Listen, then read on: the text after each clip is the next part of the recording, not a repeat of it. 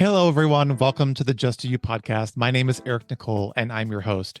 If you are a first time listener, welcome to the conversation. And if you're a regular, I'm honored that you've decided to join me for another episode. The Just to You podcast is centered around a network of conversations which are meant to connect us, to inspire us, to find our own confidence, our own voice, and to live our own truth. And who knows, we might even learn a little something new that ultimately allows us to live in the sweet spot that I like to call the Just Do You space of being. Each week, I have the privilege of sitting down for unscripted conversations with friends, family, colleagues, community leaders, and influencers that all share their own personal journeys. I hope that you enjoy our time together as much as I have. We are certainly going to laugh, and yes, we might even cry a little. But in the end, we're going to know that we're not alone during our life's journey. So, are you ready? Great, let's do this. Welcome to the conversation. All right, everyone, welcome to today's episode. Y'all, I am so excited. I'm going to just jump right into introductions this morning. It is an honor and privilege to introduce everyone to Tanner Haney. Hi, Tanner. Hey, Rick. How are you? I'm doing really well. Thank you for Good. having me. I'm really excited. Oh, thank you for joining me. So, I was sitting at home one morning very early, as I do. I tend to, after I feed the dog at 5 a.m., I grab my coffee and I crawl back into bed and I tend to flip through Instagram. It's a place where I have found great inspiration. I have had a lot of laughs and a lot of giggles, and I come across stories and journeys that really inspire me. And so you can imagine my surprise when I'm sitting there one morning having my coffee and I come across the content of this guy dancing in a park. And I'm thinking, that's kind of fun. So I watched your video and then I started to look into your content. And I was really taken by something that you've taken on for yourself. And we're going to talk about that today. But I'm just super glad that you're here because I think a lot of people are going to resonate with yours and your journey and this challenge that we may give everybody at the end of this episode. So I'm going to introduce you just a little bit and then I have a lead-off question for you. So for our guests that are listening, Tanner Haney lives in LA, is an actor. And this post, which I'm going to basically read verbatim because I think it says it all, is the reason why we're having this conversation today. So Tanner posted a video sitting in that beautiful living room that you'll see on YouTube. And he said, I'm going to do something that absolutely terrifies me, but I know it will change me. For the next 30 days, I'm going to challenge myself to dance in public. Not only that, I'm going to ask a stranger to record me in public for 45 seconds, and then I'll post here, meaning Instagram. Why am I doing this? After I came out, I developed a fear of being seen authentically, and I held on to that shame that told me that I needed to shrink and tone down myself. But I'm done with that, and I'm ready to live life authentically as myself again. And as I approach my birthday, feel as liberated as I did when I was free. So that's what we're going to talk about today. I am so taken by this challenge that you've given yourself. But before we go there, I'm going to jump back a little bit and I have a couple leading questions. I want to know a little bit about the young Tanner. Where were you born? Do you have siblings, family life? What was that like for you? Yeah, of course. First off, hearing that back, it felt really surreal and emotional, Yeah. just putting myself out there in that way. So thank you for that. Yeah, so I grew up in Ventura, California, which is just outside of LA. It's a small agricultural town on the coast, and I came from a really tight-knit, loving family. Like my both sets of my grandparents were 10 minutes from us. I have an amazing sister who I'm really close with.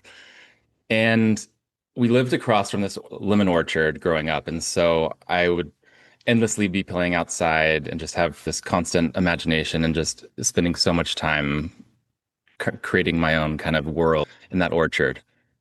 And growing up, my mom really instilled a sense of creativity through it for us, whether that was through arts and crafts or gardening or painting rocks or anything like that. But she really nurtured that in us. And I think that's something that I carry with today and propelled me into the career that I have at now.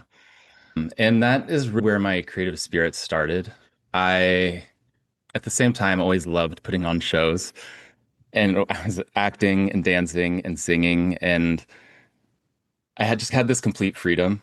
And I would go around the neighborhood and I would ask everyone to come to my show that night. And there would be 30 people showing up. And I would tell my mom, hey, by the way, we're having a show tonight. And she would have to scramble to host the entire show. Oh my gosh. Um, and so I would sometimes have a set list that included Shania Twain or Leanne Rhymes or Nelly Furtado. So, and if that wasn't on the writing on the wall that I was gay, I don't know what was. But You said it, not me. yeah. But I always had so much fun doing that and being able to kind of create that sense of play and freedom. Movies were also a huge part of my upbringing. I loved, like at my grandparents specifically, we would always watch these big movies and blockbusters and indie films, and it's something that I really, really loved and resonated with. And one time I watched Coyote Ugly at their house, which I wouldn't have been able to watch at my parents' house. And Mhm. if you don't know, Coyote Ugly is a movie about a group of girls who dance on top of a bar in cowboy hats. Yep. And I learned a few dance moves that I integrated into my shows, um, which to Are the those on shock and YouTube now? Can we go back and watch those now? Are those on those are YouTube? archived and are not going to be coming out. Damn it. But I integrated those into my shows, and sometimes my parents' friends would be there, and I would use some of those dance moves on them, not Mhm. realizing how provocative I was being. Whereas like my parents just found it hilarious. And that was the first time where I was told like, hey, inappropriate or I'm offended by this. And I was like, oh, okay, that started to resonate a little bit. And how old were you at that time? I think maybe 7 or 8. Okay. So before you continue, go back a little bit in those moments when you were performing, let's say, and you were about to step out in front of these 30 people that you invited to your home, which I find hilariously amusing. What were the feelings that you were having? Were you excited? Did you have any nerves? Or was this that typical childhood, super free, nothing matters, there's no judgment, I'm just going to do me? Yeah, I would I would really look back at that time and I felt complete freedom. I was feeling excited for this opportunity to be creative and to perform. I was never once thinking about how I would be perceived or seen or what people would think. I just completely made it my own. Like for a Mother's Day show one year, I was dancing on top of the swing set and I rip open my shirt and my sister had painted on my chest, Happy Mother's Day. So nothing was off the table and Nope. nothing. And it was always just so much fun and so joyous. And my parents were always supportive in that. And so I felt this sense of freedom and confidence in myself from that. There is a really powerful message inside of that, which is you felt joy and you felt freedom. And that's something that we will talk more about throughout this conversation. But I've been thinking a lot about lately, especially given the kind of environment that we're in, is that the joy seems to fleet. And so when we can find those moments, even as adults, they are few and far between. And it takes something to continue to perpetuate those feelings of joy and to keep it going.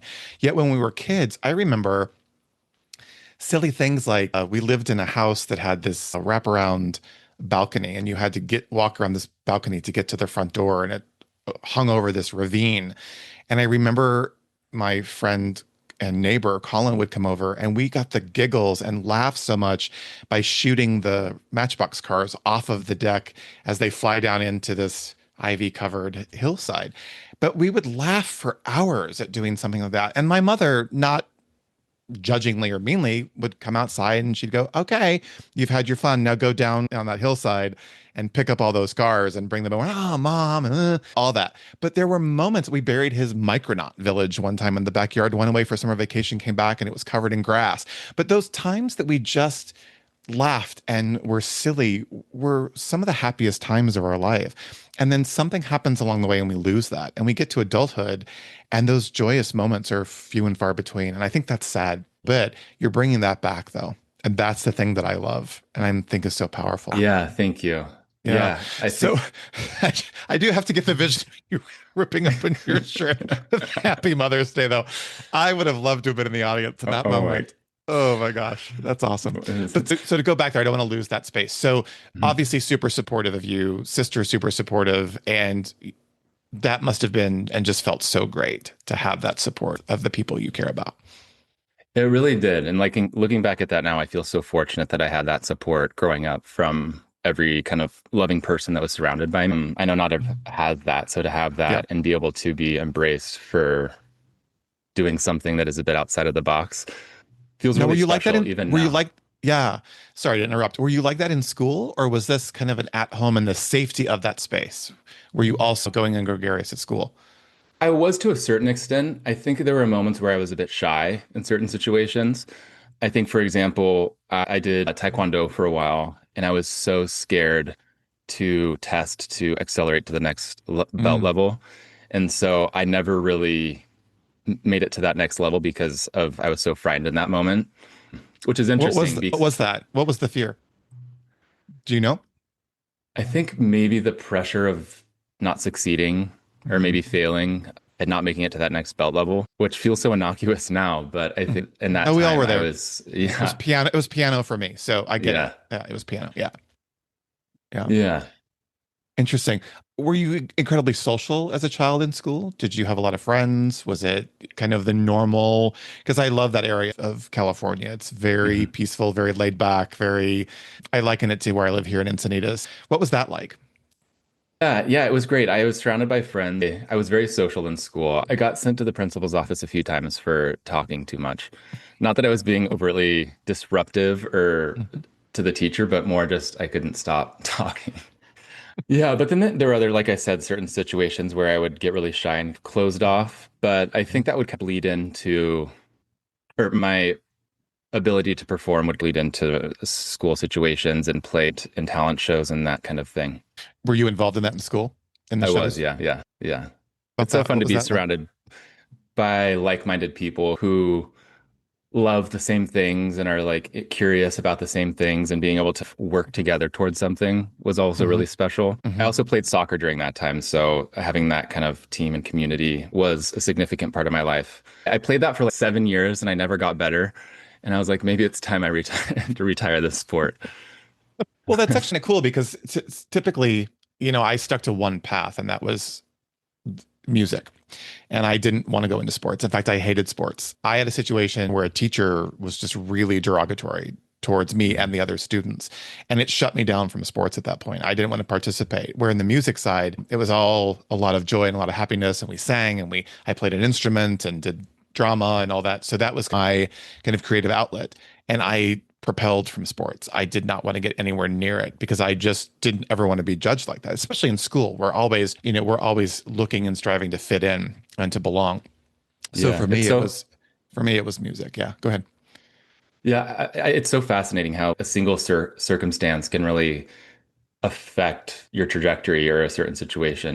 All it takes is a word. And I think that's Yeah. something that we were talking about how early on in our childhood something happens and that shapes us into adulthood. I'm still unpacking. Sometimes things will come up and trigger me that will take me back to moments where teachers in school would say something in particular. I always laugh at our reunion about going out for football. I'm 6'4". I was a big kid.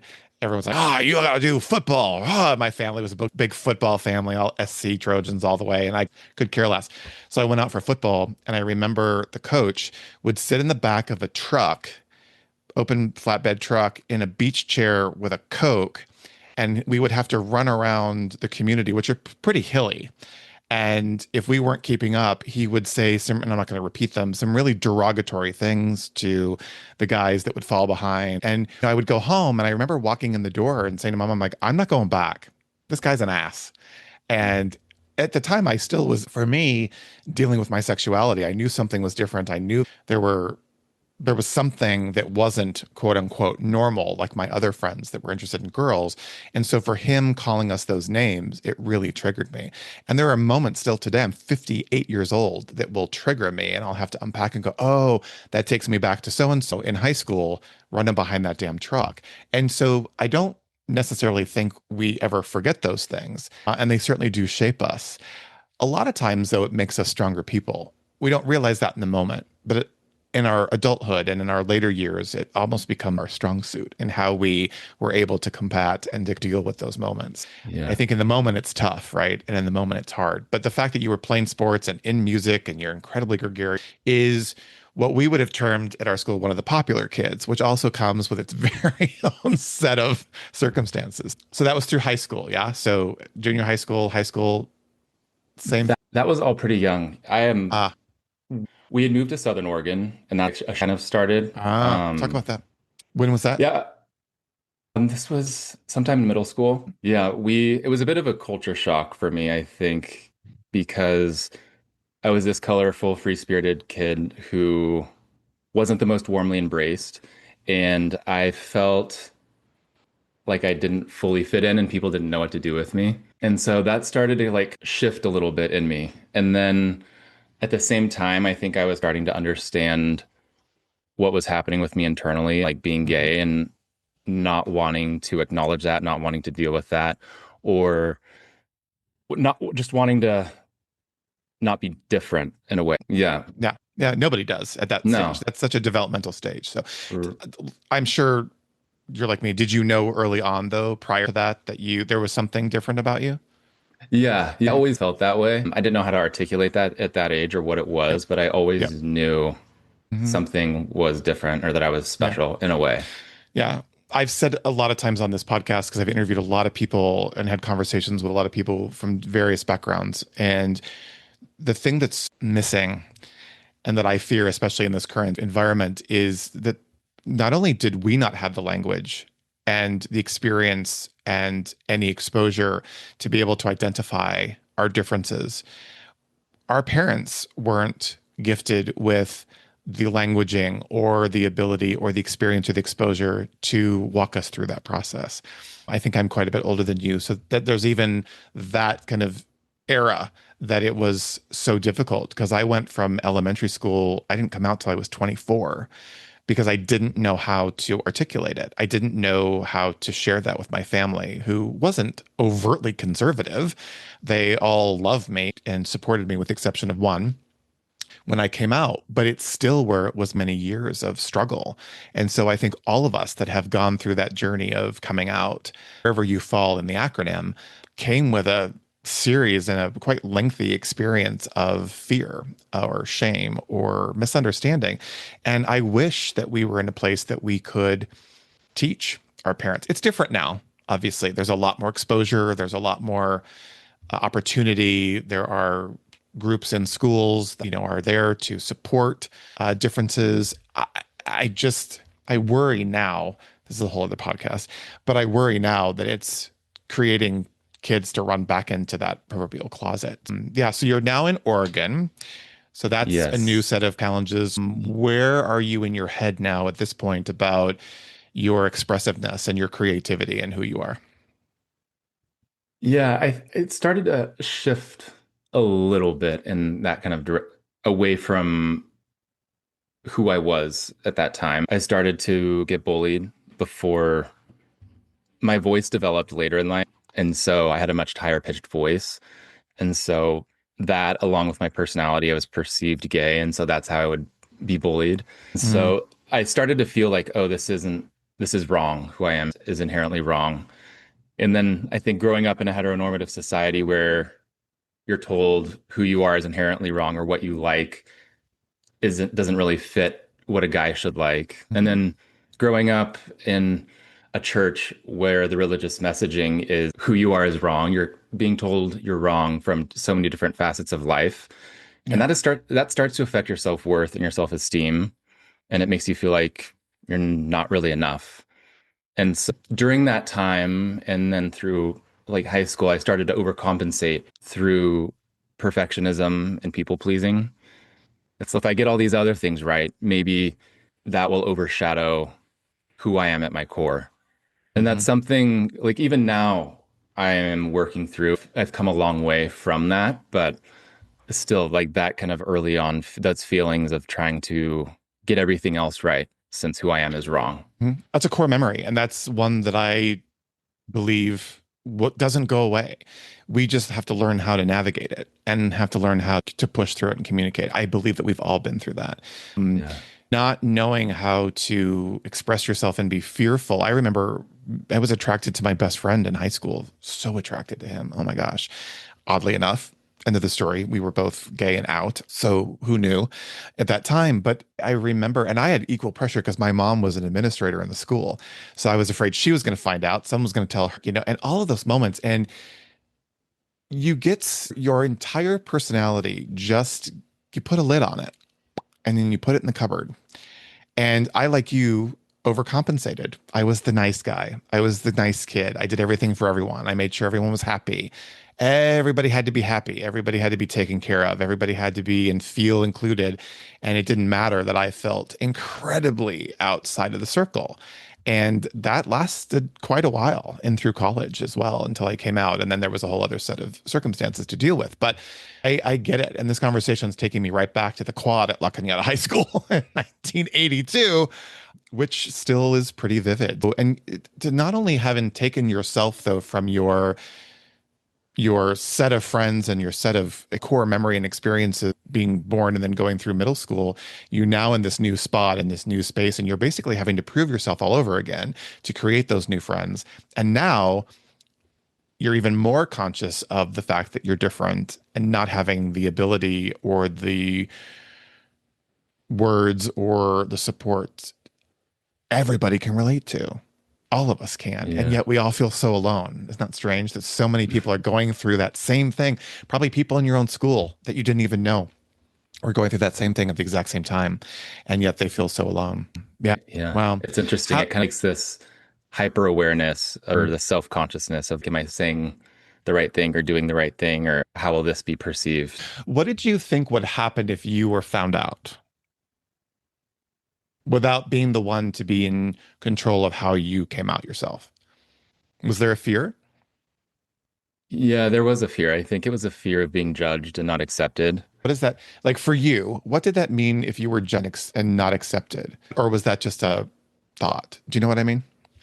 Yeah, I think it just meant that I wouldn't, if I, because I hadn't accepted who I was Sure. personally and I hadn't like acknowledged that. So I felt like maybe if the rest of the world knew, then I would never fit in, whatever that may be.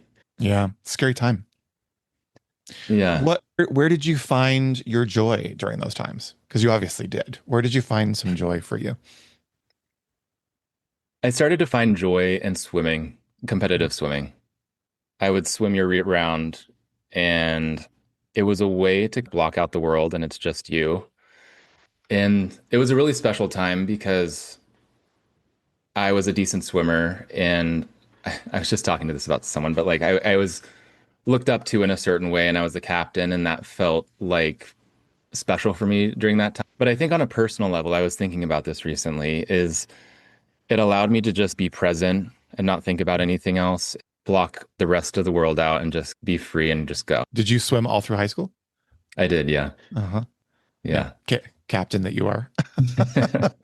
It's interesting though how and I've the last couple episodes they have the same experience and you ended up being the captain of your swim team and Janessa ended up leading troops through 8 countries when she was in the military, but all went through the same thing in those moments of, uh-oh, something's wrong.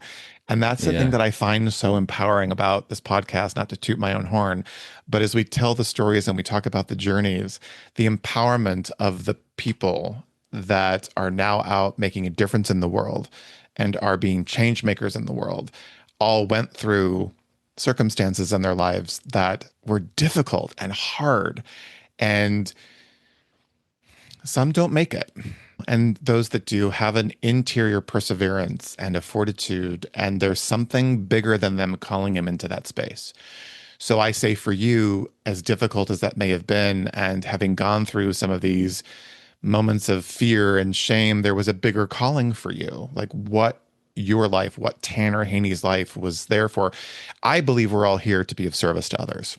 I think if we look at it from a very selfish perspective, we've missed the boat. And we may not find that in what I believe, this is just my belief, in many years, many lifetimes to come.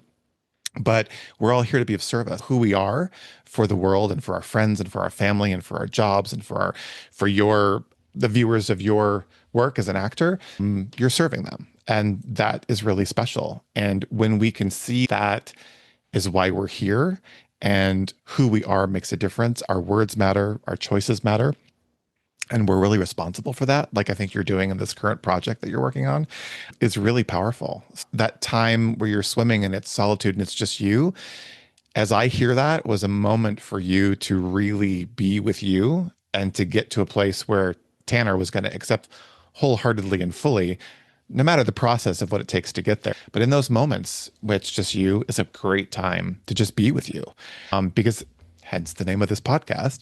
We have to just do ourselves, and when we do us, and we live authentically, and you talk about that in that first video, that what you want to do is live authentically and be the person that you were when you were free. That to me is why you're here, is to show us, and you're showing me. I'm telling you, every time I watch the video, I start out, and we're going to talk about it in a minute, but I start out hyperventilating, and then I get to the joy part, and then I get to the relief, and then in the dance video, and then I go to your video where you're sharing your experience, and I am right there next to you. I am walking down that street or sitting in that cafe or wherever you're at sharing that story, and my heart's beating. I'm palpitating because I'm like, God, that was powerful. And oh my gosh. So that to me is the power.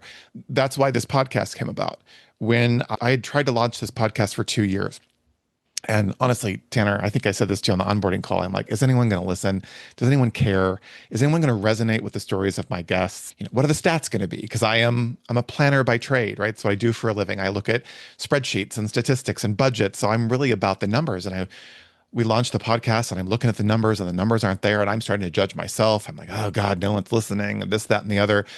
But there have been circumstances and experiences through this process of being now in season 2 where I've heard from people who have said the story that you did with Archer, or the story that you did with Rebecca, changed my life or changed my perspective. That's going to happen with this episode. And so I had to step back and go, this isn't about you, Eric. This isn't about whether you think it's going to happen. So we have to be very conscious of ourselves. And I had to get out of my own way and say, okay, who's next?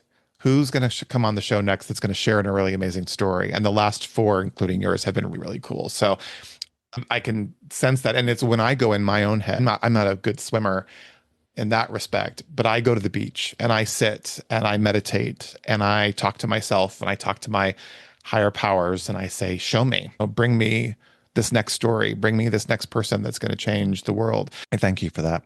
Thank you. That was so kind. Yeah, no, I'm serious. And we could transition to it now, but I think watching you, I don't know you well. Obviously, we've just met, but I feel like I know you and by your content, and you can't see it. But as I watch your videos, and I love the fact that you do the dance first and then post the experience, and you don't say anything about the precursor necessarily to the dance. Watching that and experiencing you share what you're sharing and what it's doing to you, you can physically see the shift in who you are from day 1 to now. I think today's day 14. You can see the shift. I don't know if you can see it, but your viewers can see it. And so that to me is like that shift when you come out and you're finally out and you've come out and now everybody knows. And now you have to deal with your own story that you're making up about your own coming out. So with your permission, I want to talk about that for a second, because that leads directly into, I think, why you're doing what you're doing, because you talked about the shame. If you don't mind, when did you come out? Do you mind me asking? No, not at all. I came out my sophomore year of college. Okay. And were you in Oregon still for college, or did you I come back was, yeah. to California? Okay. Yeah. Small school, big school, It party school? was What was that like? it was a big sports school, the University of Okay. Oregon. So I Oh, okay. really had the kind of quintessential college experience. I met all of my best friends there. I had Were the you a most frat amazing boy? time. Were you a I frat? Did you get into? was. I knew it. I knew it. I wasn't full frat, but I participated for sure. Sorry, that was And not judgmental. I just was there's space to judge, so it's a okay. little bit, a little bit. Um, I'm just jealous because I didn't do that when I went to USC. I'm a little yeah. jealous. Yeah. Yeah, but I came out my sophomore year. Okay. It started to become more apparent this isn't changing. So I just need to Mhm. acknowledge it and accept it. Mhm. And so I first came out to a few friends and kind of instilled a confidence in me that it's okay. And that felt really special. And that kind of gave me the confidence to come out to my family. So I was in college, and my parents had moved back to Southern California as soon Oh, as I okay. graduated high school. And so I decided to write them a letter, which I go back and forth about how I came out to them, but I think at that time, I think it was like allowed space for both of us to feel what we needed to feel in that moment with Mhm. and process individually without having to regulate the other person.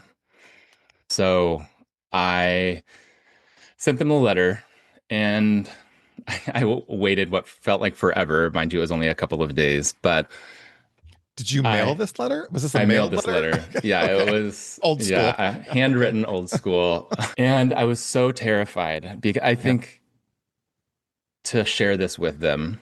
And they were always so loving. I have a gay uncle. I have a sister that I'm so close with. Like, why is this something that feels Mhm. so challenging?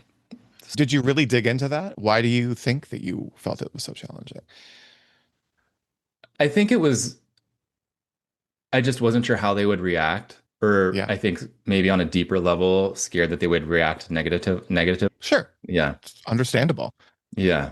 Yeah. And You, no, go. so I mailed the letter. I waited. And then they got the letter and I got a text. And it said, "We got your letter. We love you so much and support you. We're just taking some time to process this." And that felt like a relief. That wasn't the end of our conversation, but it felt like, okay, my parents are processing this. This will take some time, but I'm still loved and they haven't ostracized me like I Mhm. maybe thought they would. And so over the years, we had a lot of conversations and they were challenging years and sometimes it was easier. But I think with parents, I think they have an expectation of a future for their children's lives, and they have to mourn what that future might have looked like for them, and that takes Mhm. some time. It And does. I understand that and acknowledge that, and I'm really grateful that I had parents that like did the work to get to that point. Yeah, I think it they really showed up for me and like we grew together and that really deepened our relationship in a way that was Mhm. really special. Mhm. And we were able to like love each other in a new, more developed way. And that Mhm. feels something that's really special for me. Yeah. It's not only special, it's important, Tanner. And I think I have to give parents credit because there's no manual. There's no teaching guide, right? They learn by experience. They learn by going through moment by moment. I also think they learn by what they were told or what they were taught or what they saw or what they've seen or what they've been experienced or exposed to. And is coming out a big deal? Absolutely. It's a huge deal for you and for them as well. But for you, it's the big deal, right? It's really the big, this is about you becoming authentic. But parents aren't equipped necessarily to deal with that, let alone are they equipped to deal with other situations that may come out. Do you know what I'm saying? There's a myriad of things that parents are having to deal with that they're not necessarily equipped to deal with because there's no handbook. I think the LGBTQ coming out process gets amplified because of what is out in the world, right? Of the misunderstanding of who we are as a community, right? We're no different than anyone else, yet the way that we're portrayed is incredibly different. It's just not true. And I liken this to if if there was a common understanding that the LGBTQ community is simply an identifier, that we are human being at the end of the day, and we have the same challenges and ups and downs as everyone else, and take it out of the marriage realm, take it out of the who we love and all of that kind of stuff. As a human being at the end of the day, we're the same person. And I think that's where we have to start. So I'm with you. When I came out, I was terrified, terrified.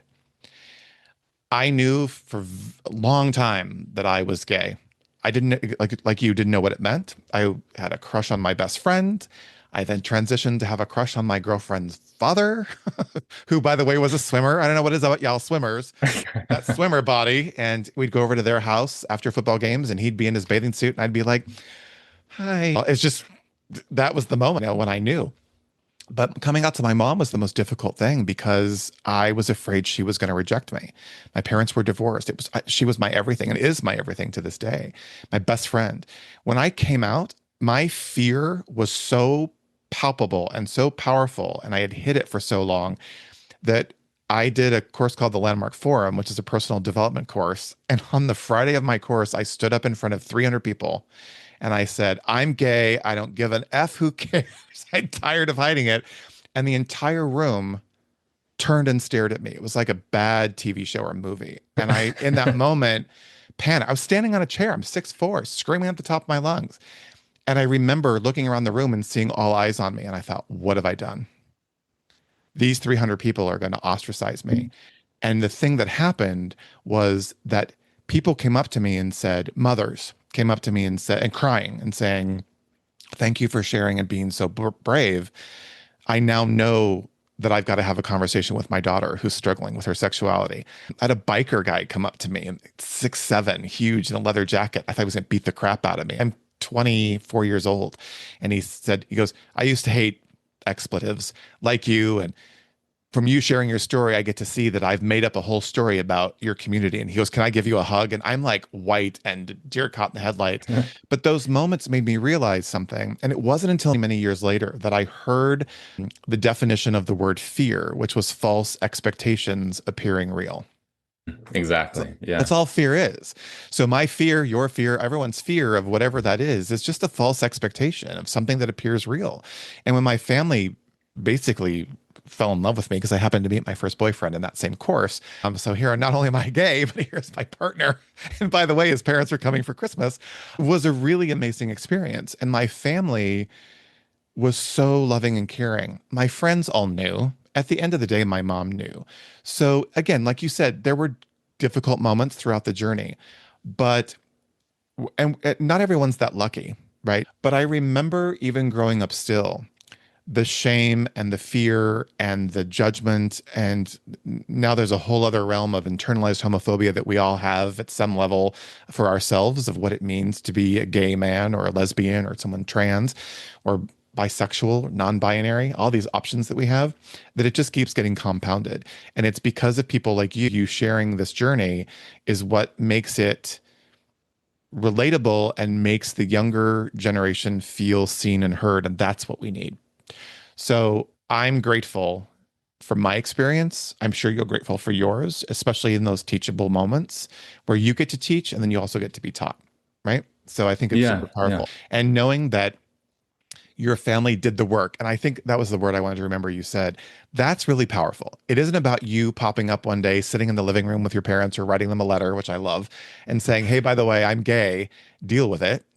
It is a process and it's a journey. If you know Sarah Cunningham or heard of her, she has an organization called Free Mom Hugs, and it's a nationwide organization around the US. And they go to pride festivals and events, and they wear these Free Mom Hug t-shirts, and they give hugs to the LGBTQ community who need it when they're in these environments like Pride.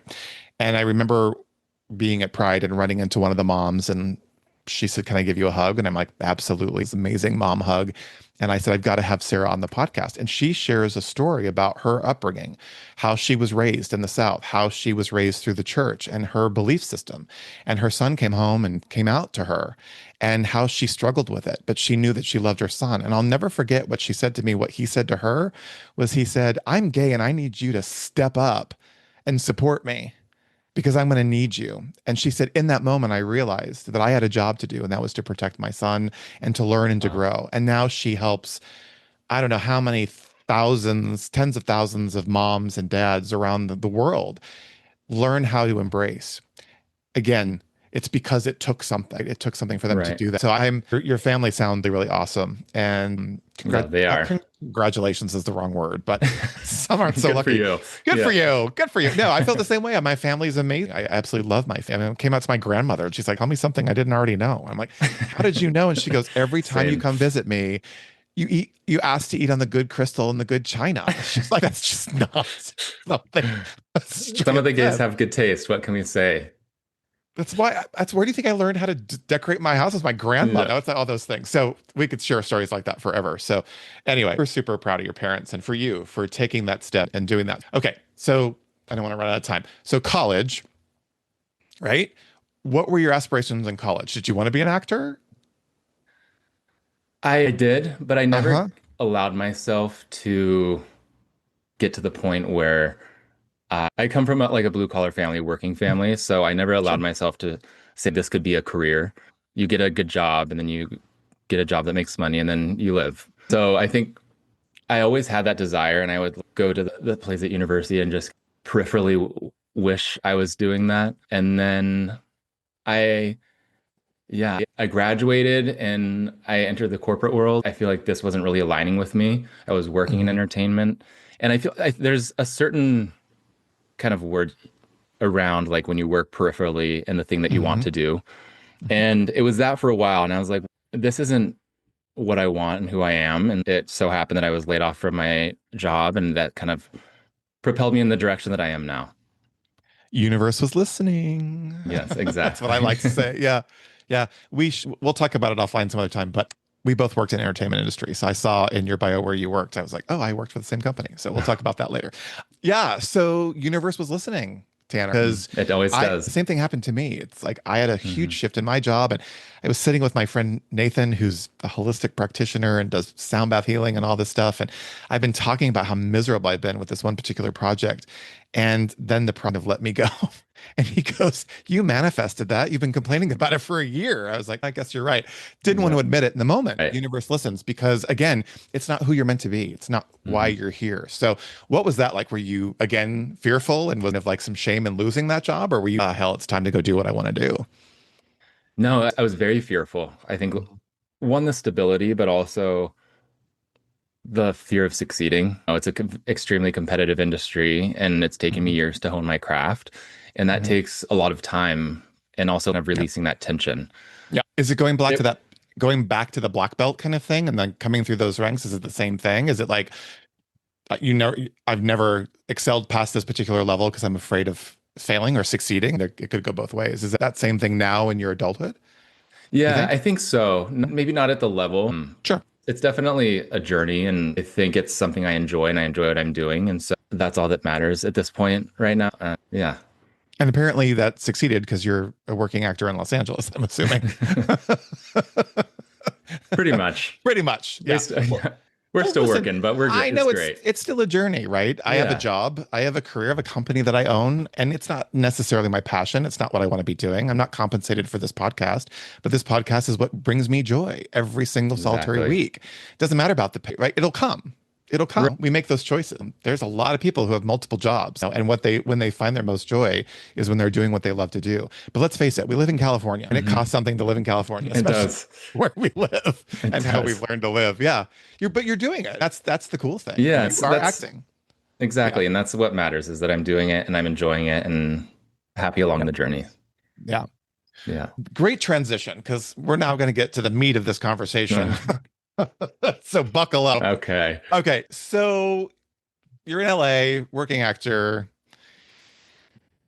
Your authenticity and who you are that you portray in your content and in the brief time that I've spent with you is really remarkable. Just there's energy about you that is incredibly real and incredibly genuine. And the way you speak is very thought out. And I appreciate that.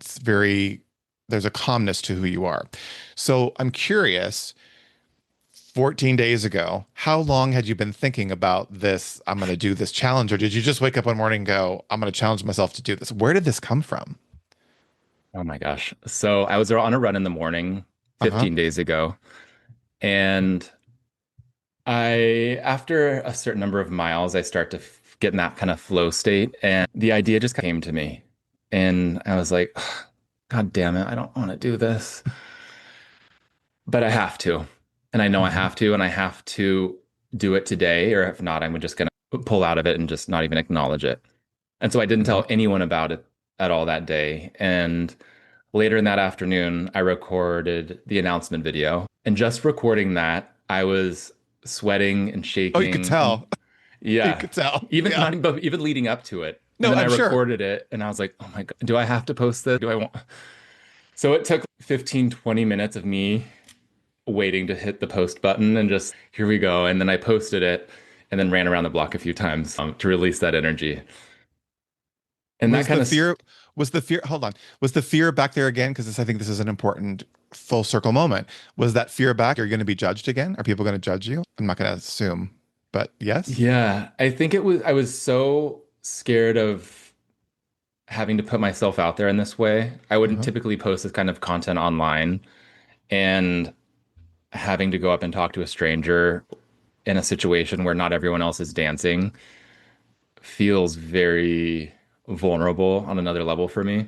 And Where so no all of one these else, mixed, yeah, where no yeah, one else is dancing. You're the only one yeah, pretty much dancing in the middle of the street in Beverly Hills, it looked like. exactly. Yeah, yeah. So the level of exposure therapy Yeah. is not Hmm. only coming from dancing in public, but also asking a stranger and sharing with them why I'm doing this, and then watching the videos back, because that's not fun either. And then posting it online to people who are friends and family, who are acquaintances, who people I don't even know, and sharing it with those people feels it's scary and it feels really vulnerable. Every day I'm getting this exposure therapy, and it's been really amazing, but also it's a lot of feelings every day that I have to work through, and it's Sure. wiring my nervous system in a way, which is why I'm doing this. But Right. it's taken some work every single day. Yeah. Like I said, for me personally, watching you do this brings up a lot. And I've thought a lot about it in this last week that I've been spending time with you on your platform. And what I think is so powerful and so almost provocative is you're challenging other people to do the same thing without challenging them to do the same thing. Because there are those of us that sit and watch your content and go, wow, what am I not doing? Where am I not being vulnerable? Where am I not putting myself, my true self out there? And I'll be as bold to say it's even had me question a few times if I'm really living my authentic truth. I try, Wow. but am I? Sorry, it's gonna get me emotional. Am I living my authentic truth? Because it's causing me to look at you and say, wow, what does that feel like? What is that like? What's going through your, so my thought process with your video is what's going through your head? What's going through the head of the person that's recording you, that you've asked to record you? And then the bigger question is what's going through the 30 people that are sitting in the restaurant that you're dancing through? And that's the part that's fascinating to me because you're never going to know that Yeah. necessarily. But what, and you may never know what's going through the person who's recording you's head. But what gives me the most empowerment is what's going through your head and what you're going through your process. Because and I said this earlier, I've watched you change over the past 14 days in very subtle ways as you watch each video. And although I don't know what's going through your head necessarily until you share it, it's really remarkable. And I'm going to make sure people have access to your social media because they need to watch this. But I think what's so beautiful about it is the fact that you've committed to it, you're consistent with it, you're sharing your experience about it. And I'm clear at the end of the 30 days, not only is your nervous system going to be rewired, but Tanner's going to be in a spot where if I can do this, there's nothing I can't do. And there's no reason for me not to be who I am. Because I think there's those of us, especially, and I keep referring back to this current environment that we live in, where we're under attack, where things are being said, judgments being handed down. Members of our community are terrified to even go outside to live their truth. We just went through Pride in Los Angeles. Pride happened all across the country. We just went through Pride here in San Diego. And this has been a really cathartic moment this last 2 months, watching our community shut down. Some, others rise up, and others are out there fighting, and others are out there scared and not knowing how to move. And there's got to be a middle ground. And I think in being able to see those that are out fighting the fight and those that are out sitting at home and afraid, maybe in that kind of happy medium for having those people see that is where it's going to get them out of their fear. So everybody needs to watch your videos and everybody needs to sit. I'm not just saying that because you're on my podcast, Tanner. I don't have to say that. I want you to really get this, that I want everyone to watch the video because there's something that they're not doing in their life that they want to do that they're afraid of doing because of whatever reason. And they're going to see that video and they might not, but they might just take a stand for themselves and say, all right, if Tanner can get out there every single day for 30 days and dance and be self-expressed and be himself, then I can do X, Y, and Z. I want to Yeah. know how that makes you feel because I know you're doing this for you. Have you thought about that at all? What it's doing for other people? I Starting this, I didn't think about that at all. I Hmm. wasn't sure what the response would be, but hearing you say that in the messages that I have received and about Hmm. how it's inspired people has been really remarkable and motivating. And I wasn't meaning to make an impact on maybe however many lives, whether that's 5 or 10, but it feels really special to be able to be myself and share a part of myself and have that kind of wash over into others and look at their life in a different way. And that feels really special because when I ask people, sometimes we have a really amazing conversation and it ends in a hug. And other times it ends in judgment for me asking them, and then they have to record me and I have Hmm. to dance while they're judging me because they didn't want to record me. And Really? so, You've yeah, had that's happened really? a few times. Wow. Yeah, yeah. But it feels really special to be able to share this with the people close to me and to Mhm. feel their love and support and to see for them to also see the change in me and the impact that I'm having on myself. What do you want to get out of the end? Let me rephrase that. A little tongue-tied. What do you really hope to get out of this experience on day 31? Like, where do you see that conversation going for you? I th Yeah, I think just feeling that equanimity in my body and not being fearless and feeling liberated, maybe not to the degree that I will when I was in my childhood, but I definitely feel I will feel different. And I'm already Mhm. starting to feel different. I notice myself speaking to strangers more or complimenting people or doing something to that degree more than I would have previously. So it's fascinating how it's impacted that. You remind me of a friend of mine, new friend. I met her last year, and I love to dance. Dance like weddings and school dances and stuff. I dance around the house. Sometimes when I have to get up and make difficult converse or phone calls, or I don't want to deal with a client because they're being nasty, I will turn on music, mostly Dua Lipa. She's my girl, and Love. Yep. and I dance around the house. I love it. That's my joy. I don't do it a lot in public. So I go off to this hospitality event up in Newport, and it's this wellness weekend where we're being introduced to wellness practitioners that have really unique modalities. And yeah, things like chairs and meditation and yoga and all this stuff. And there's this beautiful girl there, and her name's Carolina. And she's wearing these really flowery, almost hippy dippy, flared like workout pants and this hair that's just everywhere. And she's gorgeous. I have no idea who she is. And she comes over and she's, hi, I'm Kalina. And I'm like, hey, I'm Eric. And she's like, I'm hoping you'll come to my class. And I'm like, oh, what is it? And I look over and she's got this little sign that says BU Disco. And I'm like, BU Disco? What's that all about? She's like, come and find out. So we go down about an hour later. It's out on this beautiful lawn overlooking the ocean. And there's this table with all these headsets. And that's it. And I'm like, what's this going to be? I'm thinking, oh, it's a guided meditation. Okay, get it. You disco. Like, what is that? Okay, cut to the chase. It's this free dance, this guided meditation with music that she leads you through. She's got the headset and we've got the mouthpiece. And I'm standing around 40 strangers, with the exception of two.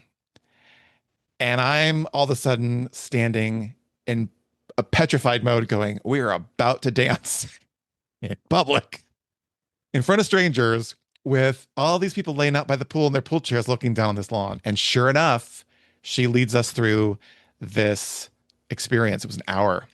And I got to tell you, it was one of the most profound moments that I've ever had in my entire life because we weren't allowed to speak to anyone. Now, you have to remember, we were all coming together as a group of industry professionals, had never met.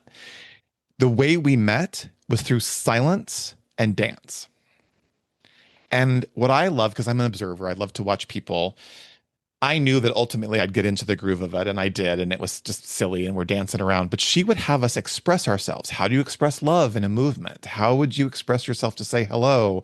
All of those things. And I could watch the people who were so painfully shy completely open up Mhm. and change. And by the end of that hour, we were all hugging each other. We couldn't wait to be together.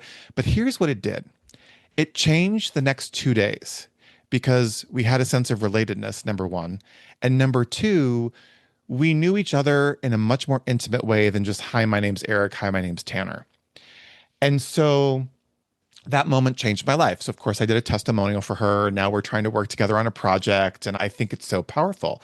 So, when I watch you, even though you're doing this by yourself, as we begin to wrap up the conversation, I want you to sit with, if you will, please, and take this with you, that that music and that movement and that moment is reverberating through the people who are watching who may even be judging you. Because I'm clear that the people who are potentially judging you while they're recording you are simply jealous because Tanner is out living his life full balls to the wall, fully self-expressed, and they can't necessarily get themselves to do that.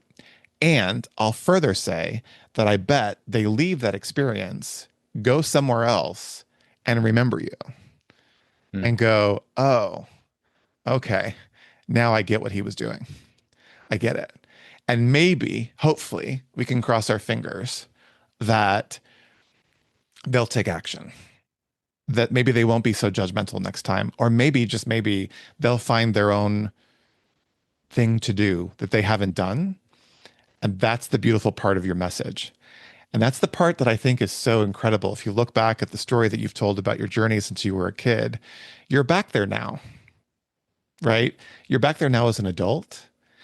And if you're really afraid or terrified or in fear of what people would say and how you would be judged, I can pretty much guarantee you wouldn't be dancing. So Yeah, that's a good point. there's a Yeah. bigger calling to you, right? I tell you, it's gonna get me emotional. There's a bigger calling for you. So I don't know what that is. I can't see into the future, but I am very clear that there's a calling. How does that make you feel to know that you could be making that impact for someone else in just doing something that you, quite frankly, sometimes don't want to do? It feels aligned with who I am in a way, Mhm. even though that sounds frightening, what you're saying, but it also feels like that's a part of who I am. And it's something my mom always told me, which is fascinating that you also said that. It's not something I think about, but if I'm able to do that and impact someone, like that Mhm. feels really special. So I'm going to be your mom for a minute and empower you to take that on and to sit with it because it really is who you are. We can't see it in ourselves. I'm guilty of that. Same thing. Same thing. People have called me and said things to me about this podcast and what it's done for their life, and I hang up the phone after I cry for an hour. I go, that's not me. Is that me? I'm the vessel. I'm the catalyst to do this. But as you are being this kind of captain of that ship, I have to steer this ship. Yeah. And in season two, I'll give you a little example, then I have a final question for you. When season two came about in January, of course, we had gone through a really interesting time, November and December. And I got through the holidays and getting ready for season two. And I said, I don't think I can do this. I don't think that I have it in me. I don't think that what I'm doing matters. I don't think that what we're talking about is resonating because I'm looking at numbers and I'm looking at statistics and downloads and all that stuff. And I got a phone call from someone and they shared with me their experience of the conversation that I had. And they said, thank you for providing that opportunity because they saw something from a very different space. And then I had another friend make a comment on a post that I did on a podcast episode and sent it to me. And my coach and mentor, who is the reason why I started the podcast, he's a podcaster himself. He's now into, I think, 200 episodes. So he was a big motivator to me. He said, you're never going to know until you start. You just have to start. But if you help one person, if you make a difference in one person's life, then that's all that matters. And then you look back and think, all right, here's Tanner, who's on social media. He's on Instagram. I didn't check, sorry, how many followers you have, but people are obviously finding you because I found you. We're not friends. So you're making an impact there. Same thing with the podcast. I don't know exactly how many people are listening to this. I just see downloads because you could listen without a download. So the impact is there and the ripple effect that will have, which is why I was so adamant about getting you on this podcast. Number one, I think you're super cool and I wanted to get to know you and spend some time with you. Number two, I just had to find out who this guy was who's dancing around LA. But it's going to be so impactful for you. And I'm just excited to see where you go next. So that's my second to last question. What's next for you? After this 30 days, what's next for you? Do you Oh know? my gosh, the world is my oyster. I don't know. It's true though. Yeah, yeah. That's a good question. I don't know what will be after this. I'm always working towards something on myself. So maybe I'll just relinquish that time and let myself be for a little bit and just Cool. look back on these 30 days and then see what the universe brings for me next. All right, I'm going to check in with you on day 31 because I think there's something Okay. going to come from day 31. Listen, I could talk to you all day. I have loved our time together. It's hours gone by really fast. I have one final question for you. I'm going to make sure that people have access to your Instagram so our listeners around the world can find you. We'll make sure that happens and they can follow your journey. I encourage them to do. I'll also encourage them to take on a challenge for themselves. My friend's podcast is called I Dare You. At the end of every podcast, his guest dares the listeners to do something. And I think that that's super important. So I Mhm. challenge to watch Tanner and maybe come up with their own 30-day plan, program, whatever you want to call it. So thank you for your time today, number one. But my final question for you is if you could go back to that young, very young elementary school Tanner, what would you tell him about his life today?